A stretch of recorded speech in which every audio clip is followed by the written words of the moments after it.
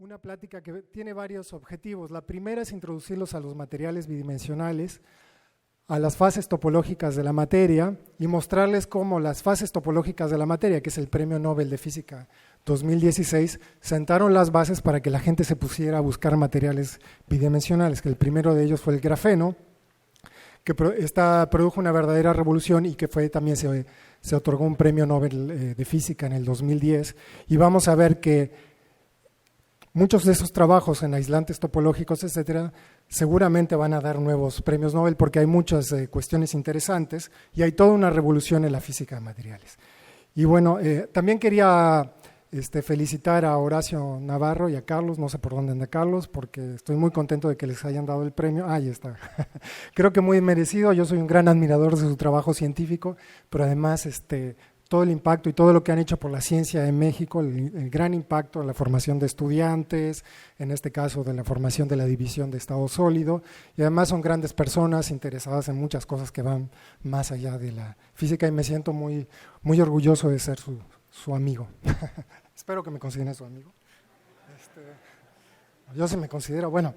Y hablando de ética, creo, por cierto, no se ven ahí los, como que hay un problema ahí con la pantalla, no sé si se pueda arreglar.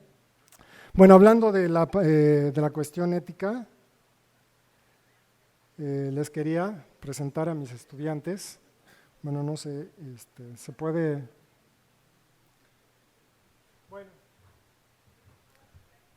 Bueno, en primer lugar tenemos a Eduardo Pedrodán Román, que está haciendo su doctorado conmigo, pero ya se va a hacer un postdoctorado en la Universidad de Arkansas. Todavía no ha acabado el doctorado, pero ya se lo llevaron. Bueno, luego Mauricio Oliva Leiva, que hizo su doctorado conmigo y obtuvo el premio Weizmann por la tesis que hizo sobre grafeno, sobre cómo hacer una ecuación de Dirac para un material deformado. Le dieron el premio Weizmann 2016 de la Academia Mexicana de Ciencias, ha tenido varios reconocimientos. Otro alumno mío que acabó el doctorado hace 3 años, Eduardo Barrios Vargas, que hizo su postdoctorado en la Universidad de Barcelona y ahorita está trabajando en la Universidad en Chile, y Javier Toledo, que está trabajando conmigo en la actualidad haciendo su doctorado. Bueno, pues ellos han trabajado mucho en estos temas. Entonces déjenme empezar hablando de lo que vamos a ver, el plan de este trabajo, que es no se traigan otro láser por ahí porque creo que no tiene pila. Vamos a hablar muchas gracias, de la revolución de los materiales bidimensionales. Después les voy a hablar de las fases topológicas, es decir, cómo estos sentaron el precedente para que ocurra esta revolución que se está dando en estos momentos. Y para esto necesitamos hablar un poco de topología, el efecto Hall cuántico, y eventualmente, si me da un poco de tiempo, porque vamos a recortar la plática, porque vamos fuera de horario, les voy a hablar de la investigación reciente en el Instituto de Física, que es, bueno, materiales sobre sustratos, materiales bidimensionales sobre sustratos, y lo último que estamos haciendo es qué pasa cuando estos sustratos, digamos, se mueven en el tiempo, y entonces aparece otro tema que ya han oído hablar seguramente, que es el de cristales dependiente del tiempo. Entonces aquí la plática tiene muchos propósitos. De hecho, la revolución de los materiales bidimensionales empieza con el grafeno en el 2004, que como saben es un material que tiene un solo átomo de espesor, el cual está hecho de carbonos que están en una red de panal de abeja. De hecho, cuando ustedes escriben con un lápiz, ya se ha visto que se produce el grafeno, porque básicamente el grafito está hecho de un apilamiento tridimensional de estas placas de grafeno. Curiosamente, por cierto, hablando de la ética, el que lo descubrió, André Geim, le dijo a un estudiante que lo hiciera y no, pues él no lo quiso hacer porque el material originalmente lo hicieron con una cinta, con un masking tape y una punta de grafito despegando, y así ese fue el principio del premio Nobel, que se obtuvo en menos de 4 años. ¿Y por qué es tan importante este material? Bueno, primero porque había una predicción de la física teórica que decía que no se podían tener sistemas ordenados en 2 dimensiones, y ellos demostraron que sí se podía, y bueno, de hecho esa fue la razón principal por la cual se otorga el Premio Nobel de Física 2010, pero no solo por eso, sino que encontraron que este material, al ser bidimensional, presenta características inesperadas, que de hecho las propiedades que tiene, ópticas electrónicas, son impresionantes, y de hecho se le ha llamado el material maravilla. Por ejemplo, aquí tenemos 4 propiedades con los mejores materiales que tenían estas propiedades. Por ejemplo, la capacidad de resistir tensión, es decir, si se estira el material así, hasta cuánto aguanta el material sin romperse. Y vemos que el mejor material conocido era el silicio. Aquí tenemos una escala logarítmica y vemos que lo que aguanta el grafeno a la tensión es 4 órdenes de magnitud, es decir, 10.000 veces más que el silicio. La dureza del grafeno es comparable a la del diamante, pero al mismo tiempo es flexible, y la movilidad electrónica, que toma en cuenta la velocidad de los electrones y la cantidad de carga, es mejor que la de los semiconductores que se utilizan conocidos para hacer transistores, como el silicio o el arseniuro de galio. También aquí está el diamante, pero bueno, es muy caro hacer transistores de diamante, ¿no? Y otro importante para la electrónica es la conductividad térmica, qué tan rápido se puede sacar o poner el calor. En este caso, lo que interesa a la electrónica es quitar el calor de tal manera que las compuertas de los transistores no se funden. Entonces, estas características, especialmente estas dos, han hecho pensar en la idea de hacer una electrónica basada en carbono, porque la electrónica basada en silicio ya llegó al límite de lo que se puede hacer. Y de hecho existen varias aplicaciones por ahí, y también una revolución que se produjo en el 2013 con el grafeno es las superbaterías, que es muy fácil hacer, lo pueden ver en videos de YouTube cómo se hacen, pero básicamente son supercondensadores. La idea es hacer baterías, por ejemplo para celular, que se carguen en unos minutos y que la carga les dure el doble o el triple. Además tiene la ventaja de que estas baterías son de un material orgánico, a diferencia del litio que se usa en la actualidad. Además el litio es explosivo y queda poco litio en el planeta, de hecho hay minas grandes, solo hay una en Bolivia, y entonces pues es un recurso digamos que está a punto de agotarse. También se puede utilizar en pantallas flexibles, donde en la actualidad se utilizan tierras raras que son muy caras. Entonces tiene una infinidad de aplicaciones y nos podríamos pasar hablando de todo esto, pero desde luego existen cosas muy importantes, como por ejemplo que existe física nueva en el estado sólido. Por ejemplo, algo que vamos a ver es que sigue ecuaciones efectivas relativistas. Entonces esto le ha gustado mucho a la gente de altas energías porque pueden utilizar todo su bagaje de conocimiento, traducirlo a problemas de estado sólido. Además, se observan longitudes de coherencia cuánticas enormes a temperatura ambiente. Existen nuevos tipos de efecto Hall. De hecho, los que descubrieron el grafeno, una de las razones por las cuales le dan el premio Nobel es que demuestran que esto da lugar a un nuevo tipo de efecto Hall y lo midieron. Se midió y sale muy bien, y de hecho es bastante sencillo entenderlo. Y aparecen otras cosas que generalmente se había pensado que no se podían observar porque ocurrían en mecánica cuántica relativista y se necesitaban altas energías, por ejemplo el efecto Klein, o algo que está trabajando mucha gente, que es la gravitación emergente, etcétera, y podríamos seguir la lista. Los quiero convencer de que esto es algo importante desde el punto de vista práctico y teórico. Y para seguir adelante, pero tenemos que entender por qué la gente empezó a buscar otros materiales que no era el grafeno para la electrónica, porque resulta que ustedes saben, en general todo el mundo sabe que para hacer transistores necesitamos semiconductores, pero resulta que el grafeno tiene propiedades muy bonitas, pero lo principal es que no es semiconductor. Entonces, para que no se me pierdan, déjenme darle un curso rápido de estado sólido, no transparencias, para que los estudiantes puedan seguir al resto de la práctica, que es muy sencillo entender de que el mensaje principal es que en los sólidos los niveles de energía cuánticos no son niveles discretos como en los átomos separados, sino que existen bandas que son continuos de estados permitidos para los electrones. ¿Cómo sucede esto? Imagínense que tenemos aquí dos átomos que están muy alejados, entonces los niveles de energía se obtienen de resolver la ecuación de Schrödinger y serían niveles discretos, por ejemplo el átomo de hidrógeno, S, P, D, F, lo que sea, ¿no? Si nosotros acercamos los átomos, empieza a haber un traslapamiento de la función de onda de los electrones y podemos hacer esta combinación, que es simétrica o una que es antisimétrica. Entonces aquí se dan cuenta que hay una probabilidad de tener un electrón y este electrón tiene la función de blindar las cargas que son del mismo signo y por lo tanto se genera un enlace entre estos dos átomos. Y este estado cuántico se le llama de enlace.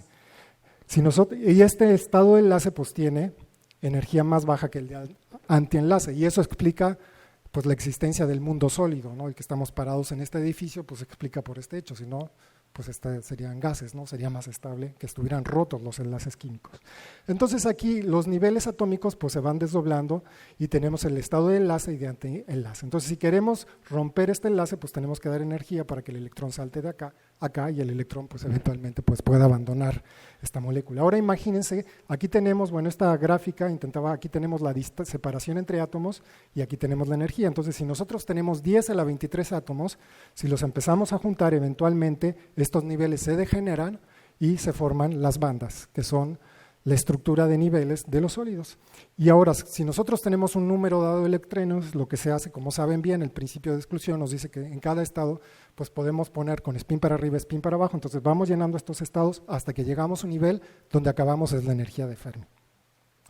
Y entonces eso, con esa idea tan simple se permite, podemos entender la electrónica y la óptica de los materiales. Por ejemplo, si nosotros tenemos entre una banda aparece una región prohibida de energía que se le llama la brecha energética, este sistema es un aislante porque para que si digamos el último electrón, que es el que tiene más energía, está aquí, la energía de Fermi, para que pueda conducir yo le tengo que dar suficiente energía para que salte aquí, se rompa el enlace y pueda conducir.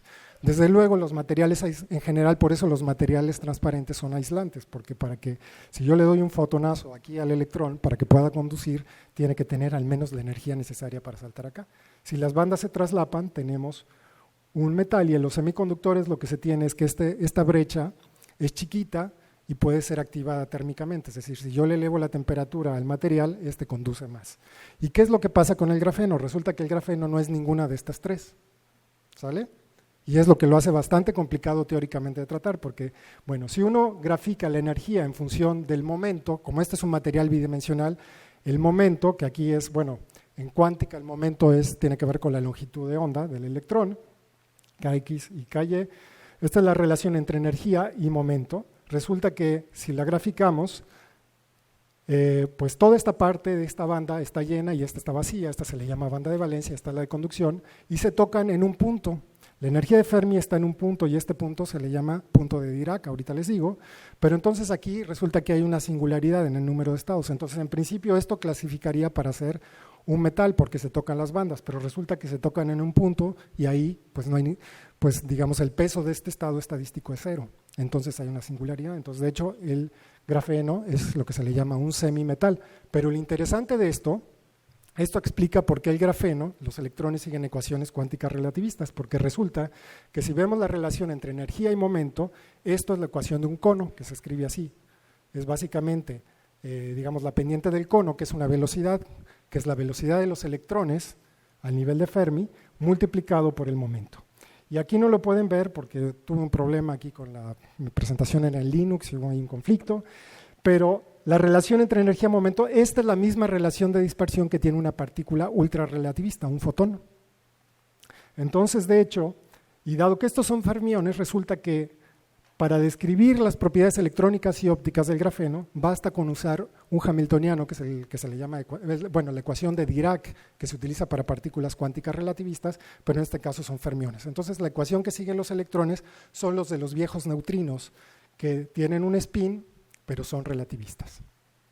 Entonces, bueno, mucha gente que hace altas energías está muy contentos, pero el punto es que esto no tiene una brecha. Entonces, se ha tratado de hacer materiales que presenten una brecha para poder hacer una electrónica de carbono. Entonces, pero lo importante es que una vez roto el paradigma de que no pueden existir, que pueden existir sistemas bidimensionales ordenados, la gente ha empezado a buscar mucho, y ya hay muchos, por ejemplo, versiones bidimensionales del silicio que se le llama siliceno, y una que es muy prometedora y hay muchísima gente trabajando en este momento es el fosforeno, que es básicamente se exfolia mecánicamente, como les digo, se puede hacer con un masking tape, fósforo, se genera una monocapa y este sistema preserva muchas de las propiedades del grafeno, es decir, la alta movilidad electrónica, la conductividad, y tiene la ventaja de que aparece una brecha que tiene el tamaño adecuado. Entonces, este es un material que es muy importante en este momento, pero no solo eso, o sea, en los últimos años ha habido mucha actividad en este tema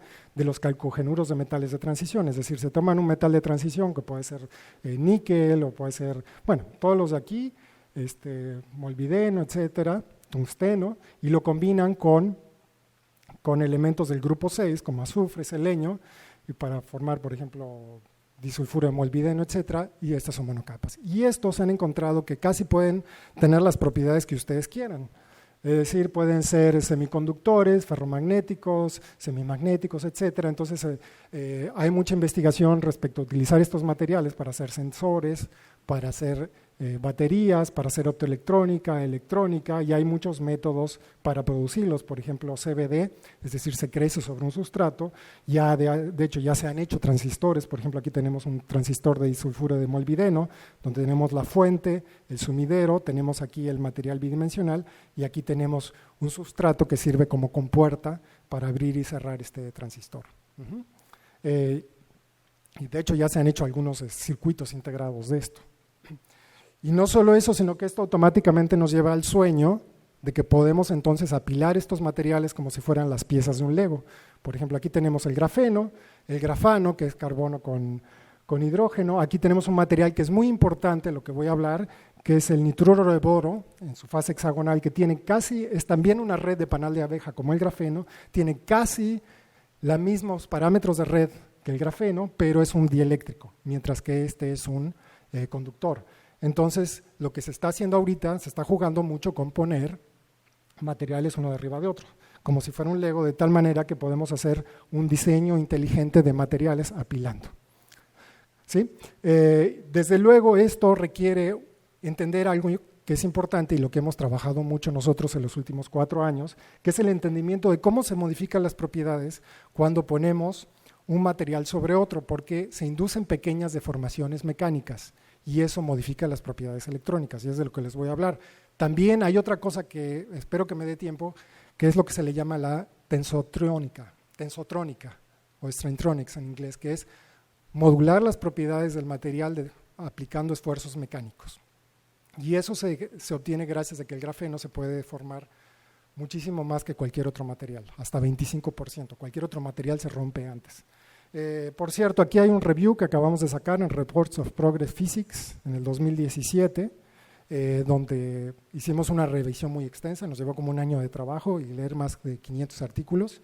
Lo hicimos también con mi alumno de doctorado y Barraza López, que es un mexicano muy talentoso que trabaja en la Universidad de Arkansas. Si quieren leer más con detalle, pues creo que es una buena fuente para que puedan los estudiantes ver sobre el tema. Y desde luego, bueno, ya esto es como se ve, por ejemplo, se hacen crecer grafeno sobre nitruro de boro, o si hacen crecer dicalcogenoides sobre otros sustratos, ¿no? Pero bueno, me gustaría entonces hablar, porque lo vamos a ver, una de las cosas interesantes es que cuando uno pone estos materiales sobre otros, el material se arruga, se deforma, y esas deformaciones pueden verse como si tuviéramos campos magnéticos efectivos, se les llama pseudocampos magnéticos. Y cuando sucede eso, aparecen fases topológicas de la materia. Entonces, lo que voy a decir ahorita, por un lado es interesante porque es la explicación de por qué se da el Premio Nobel de Física 2016, qué tiene que ver con esto, y además me va a servir para explicarles pues, un poco los últimos trabajos que estamos haciendo. Entonces déjenme hacer como abrir un paréntesis para explicarles qué son las fases de la materia y por qué las fases topológicas, digamos, pavimentaron el camino para toda esta revolución de materiales bidimensionales, que por cierto, alguien se puso a calcular cuánto tiempo nos va a llevar a la comunidad de estado sólido entender las propiedades de estos materiales, por lo menos calcularlas en todas estas combinaciones, y se calcula que por lo menos unos 10 años de trabajo, ¿no? Trabajando a toda máquina con la comunidad actual, por la cantidad de materiales que están saliendo todo el tiempo. De hecho, fue muy complicado hacer el review por eso, porque todo el tiempo estaban saliendo cosas, es casi imposible mantenerse actualizado.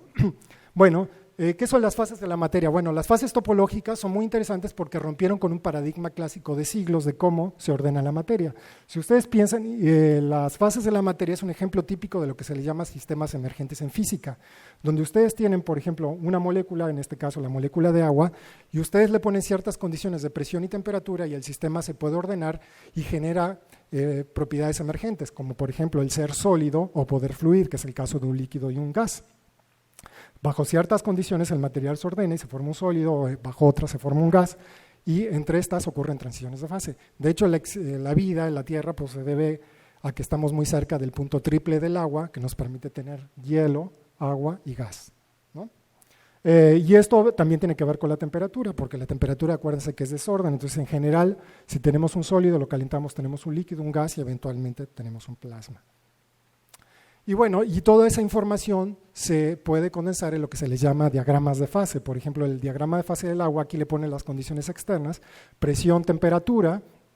Entonces, por ejemplo, si estamos a nivel del mar, si tenemos hielo, lo vamos calentando, eventualmente Aquí hay una discontinuidad de las propiedades termodinámicas, se forma un líquido, si lo seguimos calentando a 100 grados se forma un gas, y aquí en estos puntos hay discontinuidades.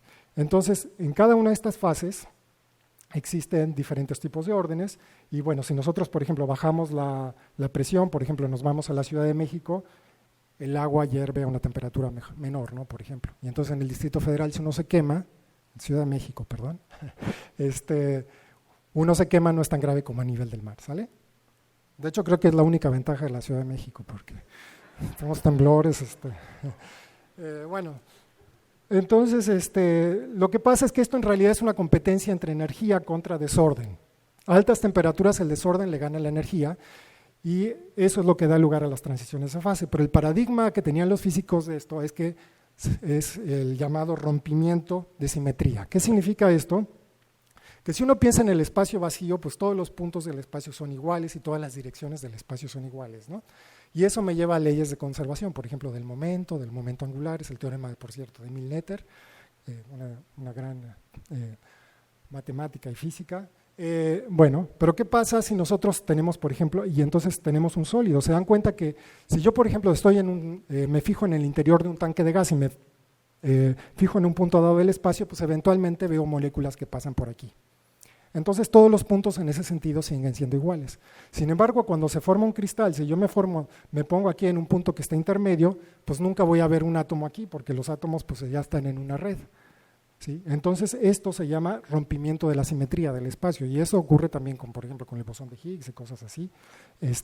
Pero lo podemos entender en una analogía deportiva muy sencilla. Piensen, por ejemplo, en un campo de básquetbol. Si ustedes se paran en un pedazo del campo de básquetbol, eventualmente pues van a haber jugadores que visitan ese punto, porque pues el básquetbol pues es muy movido, ¿no? En cambio, en el béisbol, si se paran aquí en un jardín, bueno, también aquí corren, ¿no? Pero se paran aquí en un punto, es más difícil ver un jugador. Es decir, hay ciertas regiones del espacio, en este caso las bases, primera, segunda, tercera base, donde es más probable ver un jugador. Entonces aquí hay un rompimiento de simetría, y el paradigma que existía es que, bueno, usando una cosa llamada parámetro de orden que les mide el orden, pues podían escribir esta competencia y entonces encontrar estas transiciones de fase. Entonces la respuesta es, bueno, cuando tengas transiciones de fase se rompe una simetría. Ese es, digamos, el paradigma, ¿sale? Y esto se ocurre, por ejemplo, en el magnetismo también. Por ejemplo, podemos tener átomos donde los podemos ver como pequeños imanes que interactúan entre sí.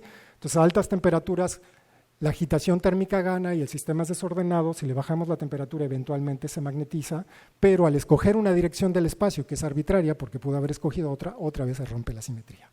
Y entonces podemos hacer un diagrama de fases, por ejemplo, de un ferromagneto, otra vez, con presión y temperatura. Lo mismo ocurre con los superconductores, es decir, si ustedes toman cualquier metal normal y lo enfrían suficiente, eventualmente la resistencia cae a cero, y además se produce este efecto de repulsión de un campo magnético que se llama efecto Meissner, que les permite que levite el superconductor, y se puede construir un diagrama de fase. En este caso las variables externas es el campo aplicado y la temperatura. Y también se puede escribir mediante un parámetro de orden, que en este caso es lo que se le llama la brecha energética del superconductor. Y eso desde luego tiene muchas aplicaciones en los aceleradores de partículas, etcétera. Y eso también ocurre con los llamados superfluidos. Es decir, el helio 3 y el helio 4, si lo enfrían suficiente, se vuelven fluidos que tienen viscosidad cero, y como no tienen viscosidad, bueno, ocurren efectos raros como estos efectos de fuente, y también tienen su diagrama de fases. Entonces es algo muy extendido en la física, estas ideas. Realmente lo podemos aplicar a diferentes campos, pero la idea central es rompimiento de simetría. Pero entonces, ¿cuál era el paradigma? Antes de los 80s había el paradigma de las simetrías continuas no pueden ser rotas a temperatura finita, en dimensiones menor que 2. ¿Eso qué significa? Que dado que nunca podemos llegar al cero absoluto, es como que en la práctica no pueden existir. Eso significa que no deberían de existir superconductores en 2 dimensiones, superfluidos en 2 dimensiones, ferromagnetismo en 2 dimensiones, ni tampoco cristales en 2 dimensiones. Y la razón por la cual pasa eso lo podemos entender con simplemente apilando fichas de dominó. Si pensamos que el desorden es como tirar las fichas, si yo tiro una ficha aquí, pues el desorden se va propagando y se acaban tirando todas las fichas y el desorden rompe el orden. Lo mismo pasa en los sistemas unidimensionales. Si ustedes tienen, por ejemplo, el campo de temperatura, se está produciendo fluctuaciones y eso destruye el orden en 1 y 2 dimensiones. En 3 dimensiones las cosas, el desorden es menos grave y no se rompe el sistema puede permanecer estable, y en 4 todavía mejor, y en general por eso los llamados campos medios funcionan mejor a dimensiones más altas, porque digamos, los efectos del desorden son menos dramáticos. Bueno, entonces, pero siempre hay que tener cuidado con las dimensiones, qué se puede y qué no se puede. Aquí, por ejemplo, eso es un poco paradójico, lo vemos en 2 dimensiones y lo intentamos interpretar en 3D, y entonces resulta que salta una paradoja visual. Esto es de Escher, y van a ver que esto tiene algo que ver con esta plática, aunque no lo crean. Pero bueno, entonces por ahí de los mediados de los años 70, Thouless, Kostelin y Haldane descubren de que sí pueden existir transiciones de fases y que no rompen simetrías, sino que el orden es topológico. Y esto les permitió entender diversas evidencias que existían a mediados de los años 70 de sistemas que presentaban transiciones de fase en 2 dimensiones. Uno es el caso de helio superfluido, es decir, film muy delgaditos de helio. Es muy bonito el experimento, se los recomiendo que lo lean. Y otro que también tiene que ver con la física estadística y que fue un problema que finalmente se logró resolver en el 2015, para que se den una idea, porque lo que se necesitaban eran computadoras muy poderosas, porque es muy difícil, digamos, la teoría ha llegado hasta cierto punto, pero se necesitaban computadoras muy poderosas para hacerlo, y es el caso de los llamados discos duros. Como saben, el gas de discos duros es, bueno, conocen ustedes el gas de esferas duras, que si ustedes toman la primera corrección a hacer un modelo más realista de gas es usar esferas de billar que no se pueden interpenetrar, y esa se sabe que presenta una transición de gas a fluido. Lo que nunca se supo muy bien, y había evidencia en 1962, pero con computadoras muy primitivas, de que podía existir esa transición. Y eventualmente, y de hecho, Thouless y Haldane habían predicho una fase que se le llama la fase estática y que finalmente se logró determinar que en efecto existe en el 2015. Entonces, para que se den una idea. Entonces, esto es una cita del artículo original de Thouless, donde ellos citan todas estas evidencias diciendo, bueno, aquí parece que tenemos un problema y que nadie está muy dispuesto a resolverlo. Entonces ellos lo que hacen es que primero utilizan una analogía que hay entre el parámetro, bueno, estudian un superfluido y el magnetismo XY, es una versión simplificada del magnetismo, donde lo que tienen son estos espines que pueden girar, digamos, en 2 dimensiones y ponen una interacción a primeros vecinos. Entonces básicamente lo que hacen es consideran una red cuadrada donde estos espines pueden girar y interactúan solo con los primeros, y lo que se hace es la contribución a la energía es hacer el producto punto entre estos vectores, y se le pone un menos para favorecer, para que a bajas temperaturas esto apunte en una dirección. Entonces lo que decía, aquí se define un parámetro de orden, que en este caso es la magnetización, que es simplemente sumar todos los ángulos. Se dan cuenta que aquí el parámetro de orden pues simplemente se reemplaza por una flechota que apunta hacia allá, mientras que aquí no hay ninguna dirección privilegiada del espacio. Y lo que decía la física antes de los años 80, de 1980, etcétera, es que esto solo podía pasar a temperatura T igual a 0. Y ellos lo que encuentran, primero demuestran que hay excitaciones que son de tipo de vórtice, y de hecho la descripción de esto, es decir, que hay como singularidades aquí, se dan cuenta que esto no rompe la simetría orientacional, porque no hay ninguna dirección privilegiada del espacio. De hecho, este campo de spin es muy parecido a lo que ocurre con un café cuando lo revuelven, o en un avión que vuela, o en un huracán. De hecho, la matemática es muy, muy parecida. De hecho, es casi igual. Pero lo principal que demostraron ellos es que cuando la temperatura es muy baja, estos vórtices se acoplan, y eso es muy parecido.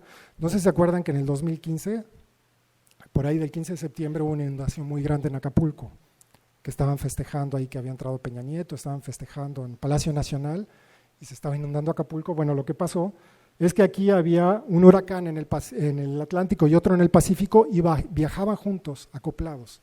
Ahorita acaba de pasar también en el último, por cierto, en Irma venía otro atrás que se llamaba José, y había cierto acoplamiento entre los campos de velocidades.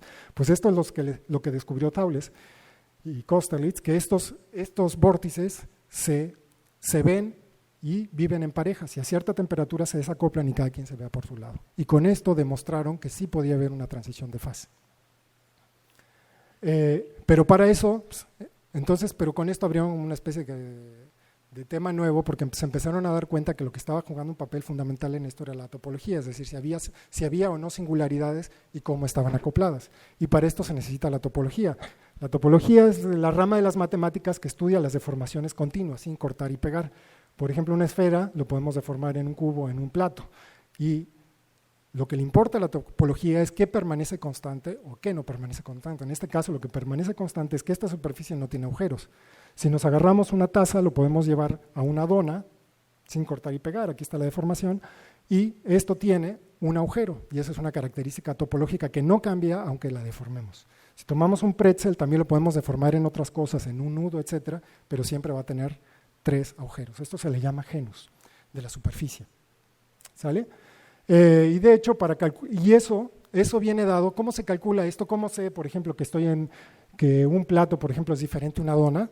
Matemáticamente lo que tengo que hacer es calcular un invariante topológico, que en este caso es muy sencillo, que se calcula la curvatura gaussiana, que es ustedes separan en cada punto, trazan un círculo que tenga radio máximo y radio mínimo, que se ajuste a la superficie y lo integran sobre toda la superficie. Entonces, por ejemplo, en el caso de una esfera, estos dos son iguales, esto va como 1 entre r cuadrado, si le integran sobre todo el ángulo sólido, esto les da 4pi, y esto debe ser 4pi por 1 menos el genus. Entonces, aquí inmediatamente obtienen que el genus de una esfera es 0, ¿no? Si lo hacen con una superficie reglada, es decir, que pueden poner rectas, con el caso de un cilindro, les va a dar otra cosa, cuando es negativo, etc. Bueno, esto es lo que se le llama un invariante topológico. Bueno, pues resulta que Thouless encuentra que ese problema lo puede tratar de esa manera, y no solo eso, sino que lo vamos a ver, que el problema del efecto Hall cuántico puede estudiarse. Bueno, de hecho la fórmula que sale para la conducción cuántica es exactamente esto que está aquí, ¿sale? Y cuando hacen eso, eso produce una gran revolución, porque además explica muchas cosas que no se entendían. Ahora, esto es muy útil, por ejemplo, de esto de los vórtices, para que lo entiendan, también tiene que ver con algo llamado el transporte paralelo. Y tiene que ver con el hecho que muchos de nosotros tenemos un vórtice en el pelo, ¿no? ¿Y por qué tenemos esto? De hecho, se le llama el teorema de la bola peluda. El teorema de la bola peluda, que no se aplica a los pelones, pero el teorema de la bola peluda es que, sí, porque no todos tienen un vórtice, es que bueno, lo que tenemos aquí es que si intentamos trazar un vector tangente en una esfera, por ejemplo, partimos en el polo norte y lo vamos poniendo, el pelo va cayendo tangente, nos movemos en el ecuador, cuando regresamos a este punto se dan cuenta que esto giró, y eso se le llama falla de transporte paralelo. Los que hacen gravitación pues han oído hablar mucho de esto, y eso eventualmente lo que dice es que tiene que haber al menos una singularidad si intento poner un campo vectorial de este tipo en una esfera, y eso es simplemente algo topológico. Entonces se dan cuenta que aplicado a los vientos en el planeta Tierra, eso significa que al menos en un lugar del planeta Tierra tiene que haber una singularidad, simplemente por cuestiones topológicas, sin saber meteorología, sin saber ecuaciones de Navier-Stokes, sin saber nada, es algo muy general. Si lo intento hacer con una dona sí se puede, ¿sale? Entonces esto me da idea de que las singularidades tienen que ver con estas cosas. Y esto resultó fundamental para entender el efecto Hall cuántico, que también la medición experimental de esto de un premio Nobel, a von Clensing, el efecto Hall, más o menos todo el mundo lo conoce, y es que si ustedes tienen un material, esto es el efecto Hall clásico, digamos, tienen un material que puede conducir electrones, le ponen una diferencia de voltaje y entonces se genera una corriente.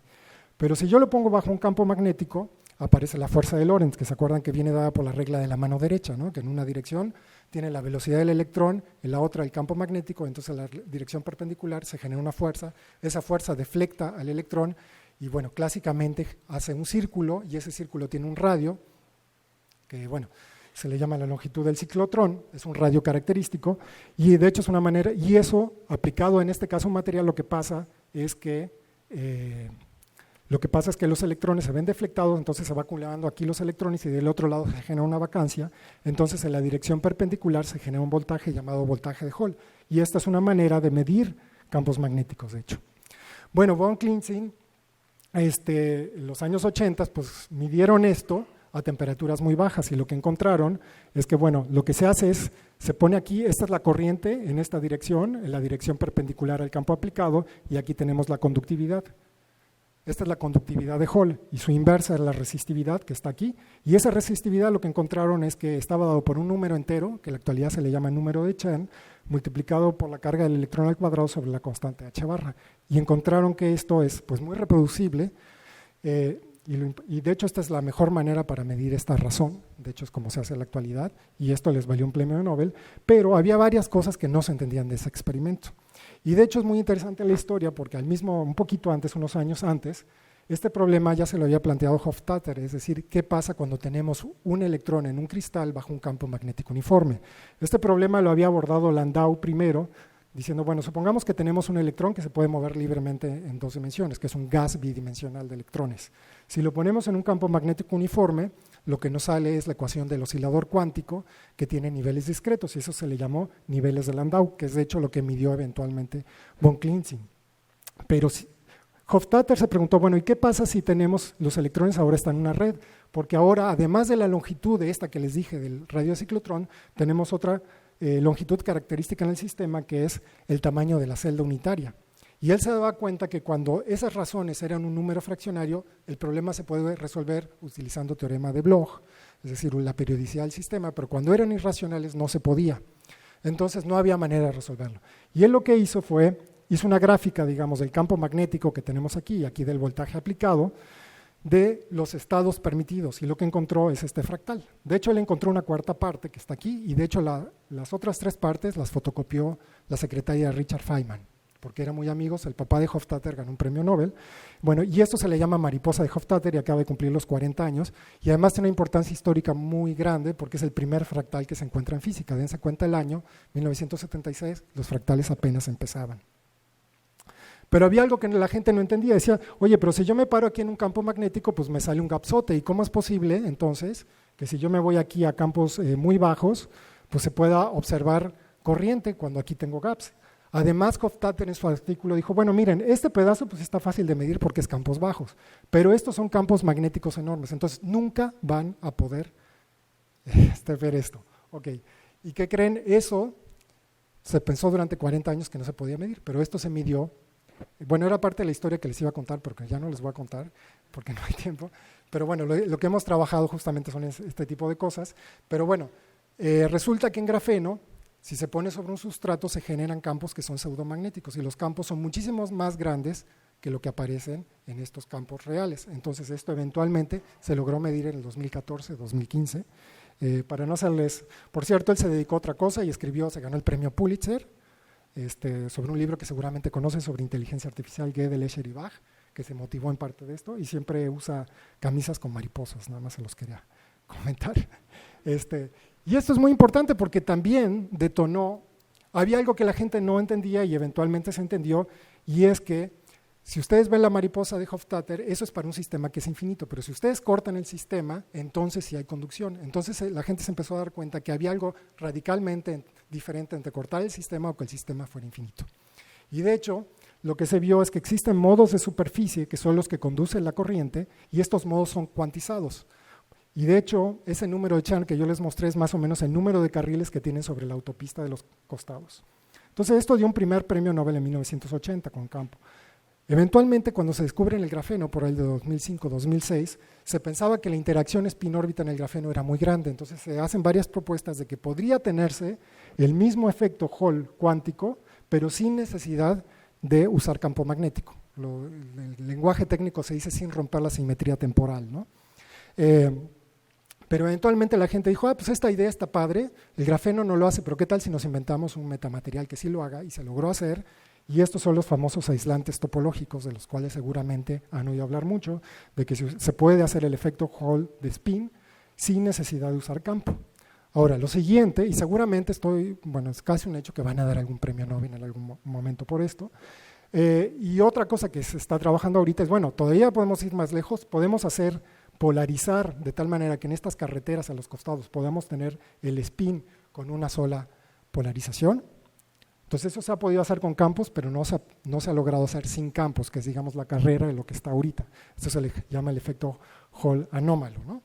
Pero para acabarles de hacer la historia un poquito corta, ¿qué es lo que encuentran Taules? ¿Cómo se explica eso de que si uno calcula la mariposa de Hofstadter, si es infinita, pues hay gaps, pero si es finita, pues resulta que aparecen esas autopistas. Bueno, ¿cómo se ven esas autopistas?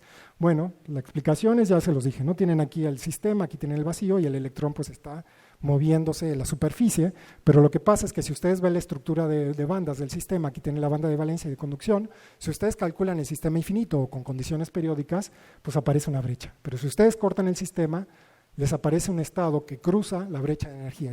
Y es muy importante que cruce, porque eso es lo que le permite al electrón, digamos, seguirse por ese caminito, si lo queremos ver de esa manera, y tener una conducción.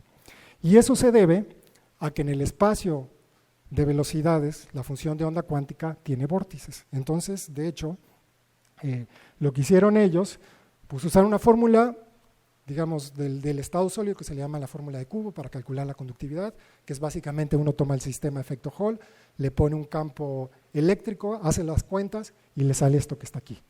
Y resulta que cuando lo hicieron se dieron cuenta que esta sigma que está aquí, que es esta integral sobre, básicamente es un gradiente de la función de onda en el espacio de velocidades integrada sobre todo el espacio de velocidades, encontraron que tenía la misma forma que ese invariante topológico que les mostré. Entonces se dieron cuenta que esos números de Chern no son más que, digamos, los invariantes topológicos y que tienen que ver con la conducción. Entonces, de hecho, ellos se dieron cuenta que la conducción, la conductancia eléctrica, pues tiene que ver con invariantes topológicas de 0, 1, 2, 3 agujeros, y entonces finalmente eso resolvió la cuestión porque ahora dijeron, bueno, si tenemos superficie, en realidad no debemos de mirar la mariposa de Hofstadter, si lo que debemos de mirar es todo lo que no está en la mariposa de Hofstadter. Entonces, por ejemplo, este es un diagrama de fases cuánticas. Aquí tenemos la B, aquí tenemos la energía, y si nosotros damos ciertas condiciones, pues se producen condiciones de conducción. Entonces, por ejemplo, todos los estados que están aquí son estados de borde donde solo hay un carril, y eso está descrito por un invariante que es isomorfo a una dona,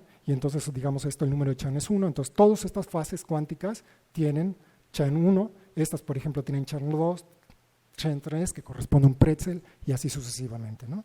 Y bueno, ya para acabar nada más, así son 2 minutos, porque lo que hacemos nosotros es tensiotrónica, es decir, se puede deformar el grafeno y pueden hacerse cosas muy interesantes. Por ejemplo, poner el grafeno sobre nitruro de boro y, por ejemplo, se pueden formar estos patrones de Moiré, que son patrones de interferencia, que se pueden hacer, por ejemplo, con 2 mosquiteros, ponen un mosquitero arriba del otro, lo giran y pueden ver estos patrones muy bonitos y se pueden hacer cosas, fantásticas. Una cosa que hemos hecho, por ejemplo, es trabajar en esta cuestión de cómo hacer una ecuación efectiva de Dirac cuando le ponemos deformaciones y lo que aparece es un campo pseudomagnético. También encontramos una manera de mapear, por ejemplo, el grafeno a cadenas unidimensionales cuando existe cierta simetría, y esto que tenemos aquí es la mariposa de Hofstadter, digamos, el equivalente cuando le ponemos deformaciones. Esto lo hicimos en el 2014 y en ese entonces nos escribió Novoselov porque nos dijo, bueno, es que eso lo estamos más o menos midiendo, porque aquí está el trabajo de que se observó el grafeno sobre nitruro de boro, al rotarlo se generan estos estados que son la mariposa de Hofstadter. Y bueno, lo último que estamos haciendo es qué pasa cuando estos sustratos les ponemos una perturbación dependiente del tiempo. Entonces esto es lo que está muy emparentado con algo que se le llama cristales de tiempo, pero bueno, ya no voy a entrar en más detalle porque ya me tengo que callar, pero lo que pueden ver es que aquí si vemos, por ejemplo, esta es, digamos, la estructura de bandas que se genera con el tiempo. Aquí está el momento, lo que ven es que se empiezan a generar muchas réplicas de conos de Dirac aquí, y aparecen estos estados topológicos, que son estados de superficie, pero son bandas planas. Y esto, de hecho, algunos de ellos es lo que se le llama modos de Majorana, que son partículas que son iguales a sus antipartículas.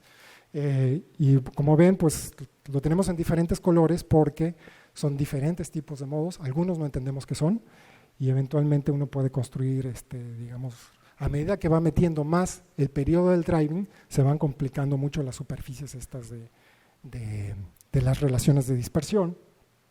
Y bueno, eventualmente logramos construir analíticamente, que fue un trabajo que nos llevó casi un año, y en el cual trabajó durísimo Pedro, y sí debo hacer un reconocimiento público a eso. Lo que hicimos fue, aquí tenemos los parámetros externos de cómo se está excitando el sistema. Este es el periodo de oscilación, y este es qué tanto estrés le estamos metiendo al sistema, y aquí vemos un chorro de fases cuánticas que tienen un chorro de modos topológicos, de los cuales solo entendemos estos, y toda esta región pues no entendemos mucho. Entonces ya déjame concluir porque tuve que cortar bastante la plática y perdón por el final. Entonces las fases topológicas abrieron el camino para el descubrimiento de materiales bidimensionales El mensaje que quiero que se lleven de alguna manera es que como algo que parecía muy teórico, finalmente hizo que la gente se quitara un prejuicio y que una vez quitado ese prejuicio, pues se abriera todo un mundo de posibilidades y además con un material que pues, se obtuvo con un masking tape y una punta de un lápiz, ¿no? Y bueno, desde luego tiene muchísimas aplicaciones en toda la física material. Bueno, muchas gracias por su atención.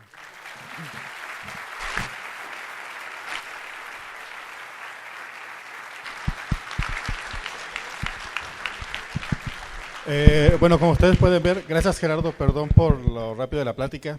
¿Cómo? Perdón por la plática. No, está bien, está bien. Tenemos oportunidad, si alguien quiere hacer algún comentario cortito, si no, en todo caso, Gerardo va a estar por aquí en el Congreso, entonces quien tenga más dudas, él es excelente explicando ese tipo de cosas. Desafortunadamente no tenemos tanto tiempo, entonces si alguien quisiera hacer algún comentario, alguna pregunta. Acá voy a hacer un comentario. Bueno, pues buenas tardes. Primero que nada, gracias por la organización de este evento. Es mi primera participación en este evento, casi por lo general iba al APS Meeting en Estados Unidos. Volviendo al tema de tu charla, muy interesante charla, Gerardo. Muchas gracias. Pero aquí hay dos cuestiones que quiero aclarar. André Heim y su estudiante de doctorado no se ganaron el premio Nobel por usar masking tape. No, bueno, entonces sí. no se debe presentar tan hacia la ligera. André Heim tenía 15 años estudiando esos sistemas de manera teórica en Rusia. Yo tuve la oportunidad de platicar con él en persona. Yo hice mi tesis doctoral en disulfuro de molibdeno. Y el disulfuro de molibdeno es un material que tiene más de 70 años en el mercado, pero se ha usado como lubricante y como catalizador para refinamientos de crudos pesados. En Pemex se usa disulfuro de molibdeno. Nosotros somos un país petrolero, se utiliza disulfuro de molibdeno por más de 40 años. Apenas en 2010 se sacó el paper donde lo aplicaron a la electrónica en la Universidad de Washington, que fue Andrés Gies, que ahora es editor en jefe de un journal que él creó bajo la umbrella de Nature. Ahora, ¿cuál es la finalidad de estos materiales de dos dimensiones? Pues evitar esa ley de Moore, ¿no? ¿Qué es la ley de Moore? Ya no podemos meter más transistores en un confinamiento dimensional. Por lo tanto, se tiene que buscar nuevos materiales y ahí salen toda esta gama de los de dos dimensiones.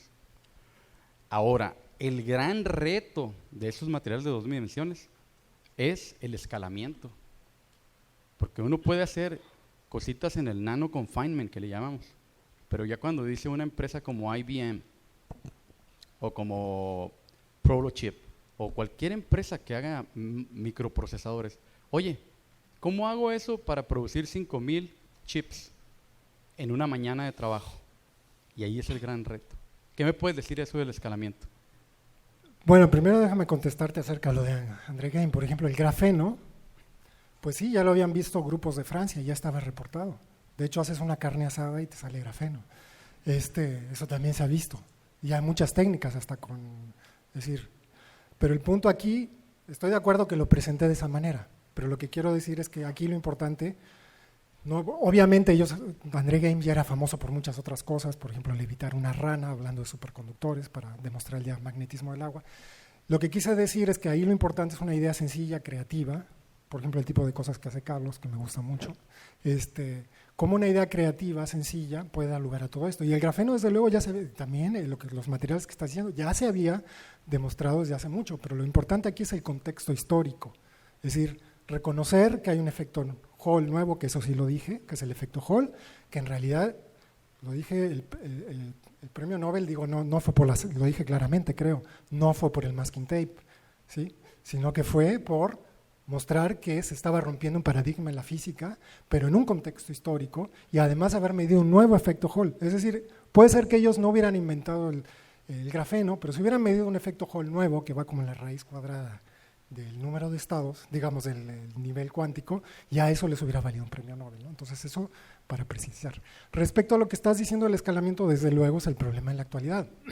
Es decir, el Graphene Flagship que está en Europa, lo que hace es justamente el reto principal es eso, cómo hacer crecer grafeno de manera que puedas hacer láminas grandes para que puedas hacer electrónica. Y lo que dices de la ley de Moore, bueno, es a lo que iba, ¿no? Pero no tenía tanto tiempo para tocarlo. Pero sí es el reto, ¿no? El que está en la Samsung, etcétera. De hecho, en el Instituto de Física ya tenemos un laboratorio de grafeno que se está haciendo por CBD. Algunas de estas mediciones sobre sustratos también ya se van a poder hacer. Entonces, realmente el grafeno también depende para qué lo quieras usar, porque el precio y la calidad depende. Si lo quieres usar para hacer transistores, pues sí necesitas grafeno muy perfecto y una monocristal. Pero si quieres usarlo, por ejemplo, para estas aplicaciones de, por ejemplo, de superbaterías, pues no necesitas, lo puedes hacer óxido de grafeno y no necesitas hacer eso. O lo quieres diluir en otros materiales para tener una tinta conductora, por ejemplo, ya se está usando para tintas conductoras en el supermercado porque puede interaccionar con la radiación electromagnética. Entonces la respuesta es, bueno, depende para qué aplicaciones. Hay muchas más cosas comerciales, desde luego, pero no tenemos el tiempo de hablar de eso. Bueno, perdón. Por cuestiones de tiempo tenemos que parar. A nombre de la SMF y de la Tona de Nuevo León, entregamos un presente y le agradecemos una vez más a Gerardo su plática, por favor.